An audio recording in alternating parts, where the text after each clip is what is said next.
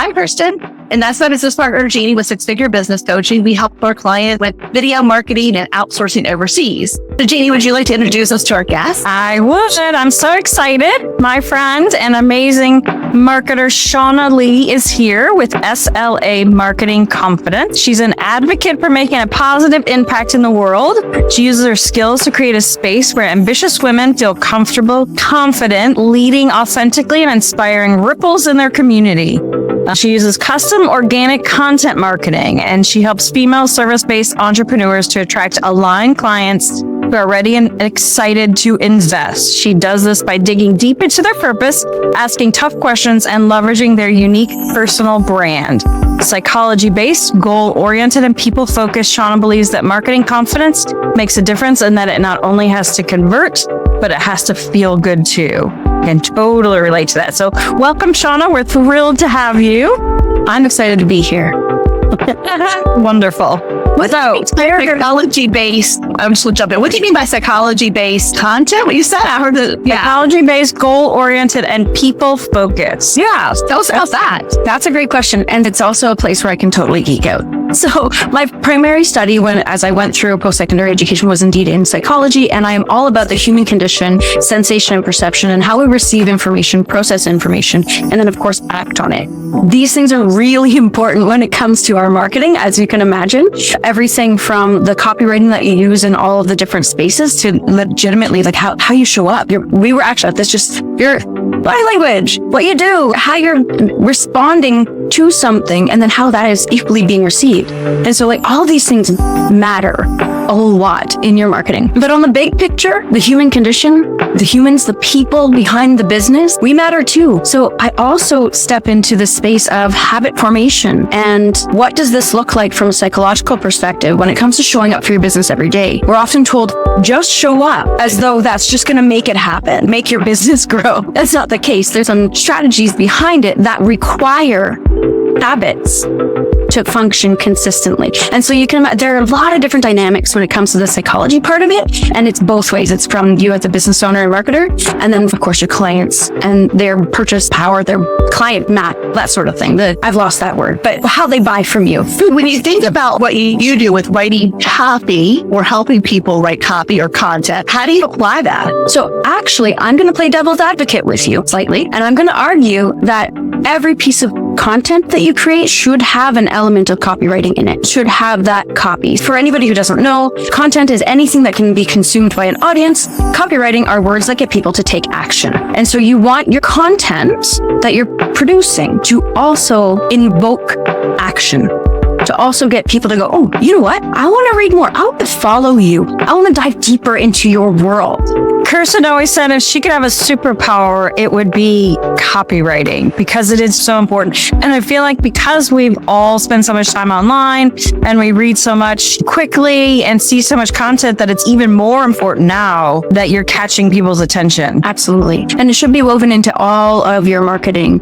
And this is actually why the progression of my business over the course of the last 5+ years has resulted in me doing organic content marketing, because I went from being a content creator to being a copywriter to being an organic content marketing strategist, because you need to have all of these moving pieces within that space, right? You can't just create an amazing sales page and expect it to perform well if you're not applying those copywriting skills to the content that drives traffic to said sales page. And of course, there are more elements than that, but that's one of my favorite examples. Yeah, that is awesome. I always think about the call to action, but I never really thought about it in those terms. Like, the better you are at copywriting, the more likely that people are going to actually take the action, because you're writing it in a way that's going to motivate them to move forward. So that's brilliant. Thank you. I love that. And it's totally a skill. I've been doing marketing for forever, and it really has evolved into, because we're doing everything online, you've got to be able to articulate in an interesting, engaging way who you are and what you do. Because when we first did a lot of online marketing, it was, let me give you information. Let me give you an article. Here's how to do this. And now it's, who am I? There's a strategy that is based from copywriting that you can implement, even when you're still telling personal stories, that will entice people to move forward with you. Like I say, follow me. You don't even need to necessarily ask that, but you can have that as a goal in the end of a piece of content that you create that you lead to. That is like the natural next step is to follow you or to consume more content, right? Binge-worthy content is what I guess you could call it. So how would you recommend somebody were to write binge-worthy, or what should they be thinking about when they want to put together binge-worthy content? That's a really great question, and it is very multifaceted. And usually when I'm helping my clients, I try to customize it to their unique skills and abilities. But primarily, I'm always encouraging people to show up as their true selves, to really step into their authentic power, because in the end, it's you who people are buying into. No matter what your business is, they're buying into you. So how can you get them engaged with your content? By showing up as yourself. And then, of course, making sure that everything you're creating is goal aligned, making sure you're being intentional about how you're showing up so that in the end, they know I need to be here and consuming more of whatever this is. But there are a variety of formats. I don't really believe in templates like fill in the blank because that's inauthentic. But there are certain formats that you can use, guiding outlines, to create that effect no matter the type of post you're creating. Without going through all that training, I would just argue that stay focused, stay yourself, goal-oriented, and make sure that people have a solid understanding of where to go next. Does that make sense? You know what? Here's a great example of how to do that is the part 1, part 2 stuff that you probably see all over the place on social media. Here's part 1, and you only show like a snippet. People now have to consume to part 2. That's a very basic example. There are far more elaborate examples that we could dive into, but that one's probably the easiest one to do. Our stories, like the things that we're sharing with people, the stories can be a bit long. So it is great to be able to say, I have one part of the story and then this is where it led me. And then I ended up here, and having that be separate pieces of content. But because you're taking them on that journey with you, I think it's awesome that you're thinking about how to divide that up and how to keep moving them with the interest in the story, not just call to actions. Definitely. So let's talk about the world's going to come to an end now. Robots are taking over. You are going to be out of a job. I don't know if you know that, but you are going to be out of a job because ChatGPT is going to take over. ChatGPT has been my friend, Kirsten. It has been my friend. It has made everything so much easier and faster for me to develop all of my blogs, to develop my content. And it's not just ChatGPT. There are so many different kinds. And what's really cool about AI content creation is that it's now like in almost every facet of our content creation tools. One great example that like totally blew my mind, that I'm hoping will blow everybody else's mind, is how Canva has used it for bulk content creation. So you can literally put in some information that you've developed through ChatGPT if you want to, and Canva will just go, here are 50 images using that information, all curated and ready to go. Yeah, Jeannie did a tutorial video on that on our YouTube channel. So if anybody's looking for that, there's a tutorial on our. Yeah, when Canva rolled out all of those new features, and the fact that that one has the AI feature to it, yeah, I think it's amazing. And we heard a lot like, oh, you'll no longer need a virtual assistant. The copywriters will be obsolete. Marketers are not going to have jobs. It's crazy to me because I think about, if you ask someone, would you like to go back to looking for information in encyclopedias, or would you like to use the internet? There's no difference. Would you like to have to do all the old school research online yourself, or would you rather use AI to help you get that research done, to help you get some of the information, can actually write your articles and write your video scripts and do all the other things that you need to do a lot faster? Absolutely. And there are a lot of different angles that you can go with the pros and cons to AI content creation. But in the end, when it comes down to it, you still need to review and add personality into everything that ChatGPT is going to put out for you. I've used it a number of times for myself and my clients. I've taught people how to use it with specific prompts. And it comes up with some really interesting ideas that fuel your creativity. And this is where I think people get hung up, is that they wind up thinking, now I don't need to be creative. Well, that's not quite true, because it's still a robot and you're still a person.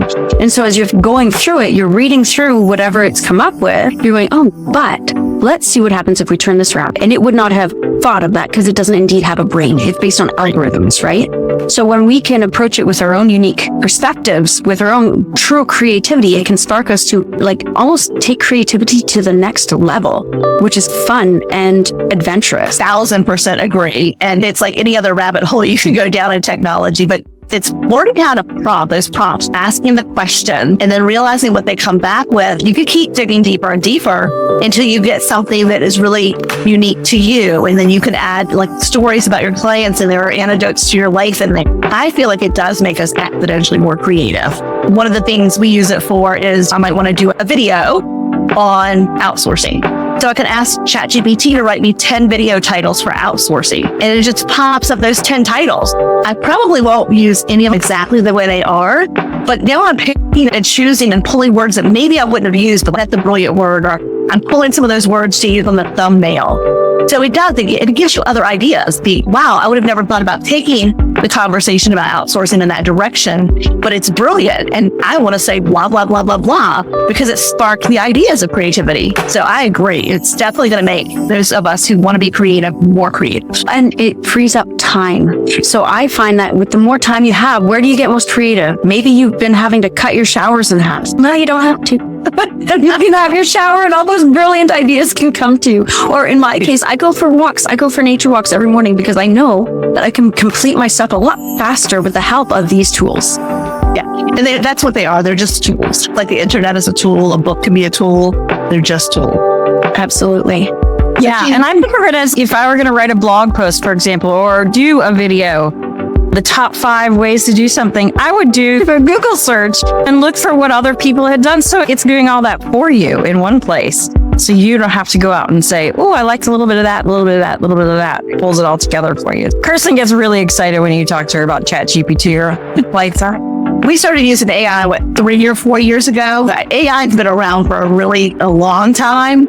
And so a lot of people have been using it consciously and not consciously, because AI is kind of woven into a lot of different technology that we don't realize that's what's happening. But yeah, I think when you find that there is amazing tools, any type of copywriting AI tool can be very helpful.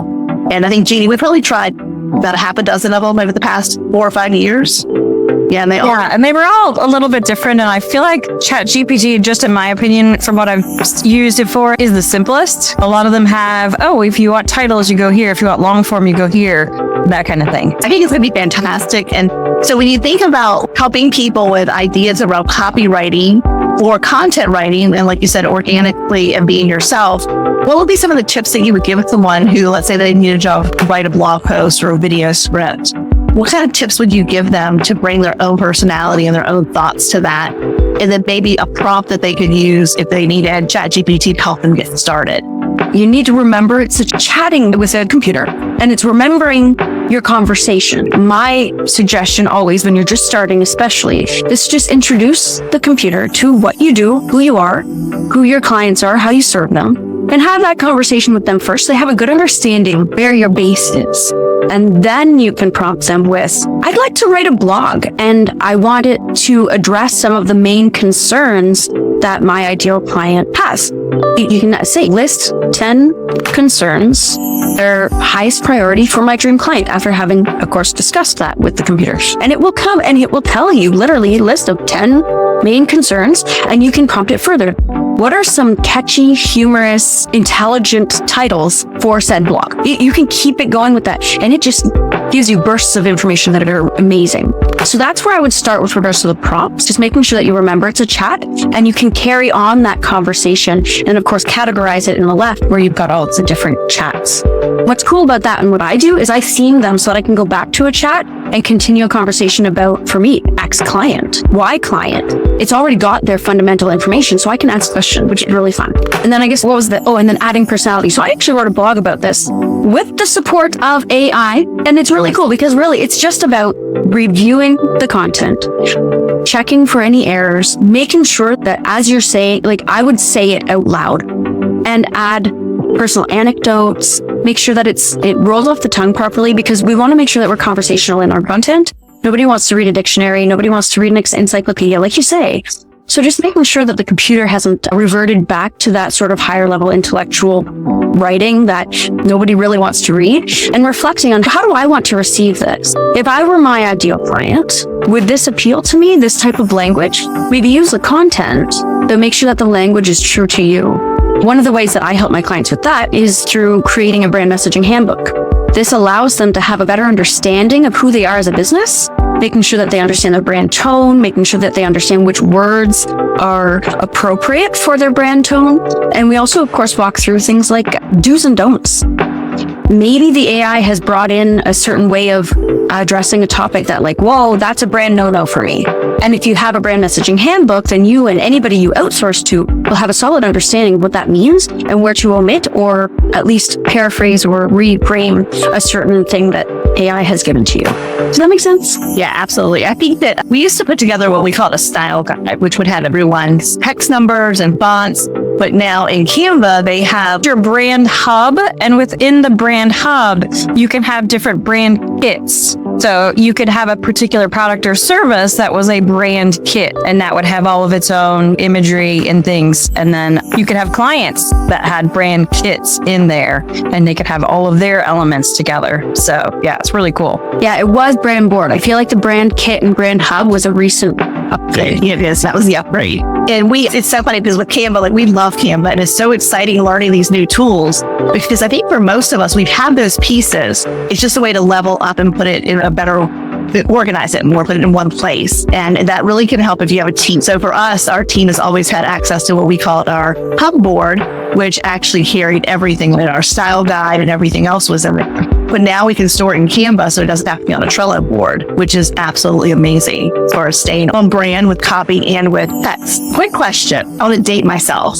So back in the day, there was a software called Dragon Dictation. And so it was really the first opportunity where you could actually dictate. Now, you didn't have a phone that you could just talk into. You could actually dictate whatever you were saying and it would type it up for you.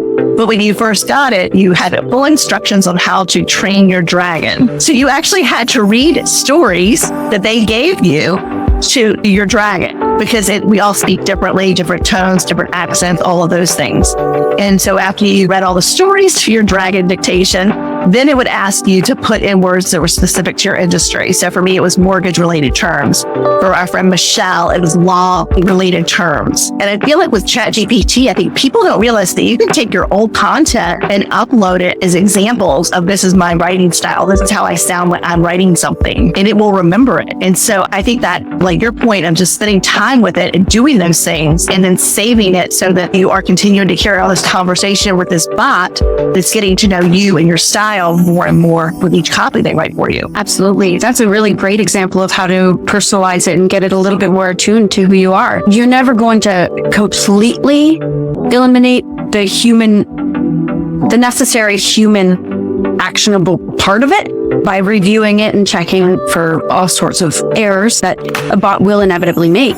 But that's actually quite brilliant, and I haven't done that yet, so I appreciate that tip. Fantastic. Yep. I was going to say, Shauna, thank you so much for joining us today. Do you have any last tips or thoughts that you want to leave us with? Goodness, that's a great question. I've got a lot of thoughts. I've always got a lot of thoughts, but surely all the time whenever I'm helping anybody in any space is just, I want you to remember that you can do it, right? It might be scary. It might be hard. It might seem like this insurmountable mountain, but you just need to take the next step, no matter what level you're at, because if you're just starting out and seems scary, I can guarantee you that the person who is making 6, 7, 8+ figures, it's still scary, just in a different way. So you're going to have to get used to that and just walk through it one step at a time. So do your thing. I'm going to knock things off the board now. I truly believe that there's somebody out there sitting on their hands, waiting to hear what you have to say as only you can say it. So stop holding back and show up already. Yeah, I love that. So anybody who needs help with copywriting or content writing, definitely reach out. That's actually a great example, though, of having the two business owners trying to get on the same page with regards to how to say it. But the same can be said for a solopreneur. Because a solopreneur, you're in your own jar. You're swimming around with all the things that make you, but you can't see the ingredients on the inside. So oftentimes you need a knowledgeable other to look in and tell you what's actually going on. Yeah. So go both ways. Yeah, you're right. Because it's very isolating and sometimes lonely when it's just you. Because then you're having these multiple conversations in your own head, right? You can't always see what's right in front of you. It's being unable to see the forest for the tree. That's truly it. Is getting that big picture understanding of who you are as a brand and how you portray yourself through your brand message messaging and content marketing, it can be challenging when you're swimming in it. So grateful that you were here today. This has been awesome. Thank you so much for having me, because I've actually been looking forward to this for quite a while now, and this has been an absolute joy. Thank you. We really appreciate it. You're full of great information. So again, thank you, Shauna, and we will see you all very soon. Thank you.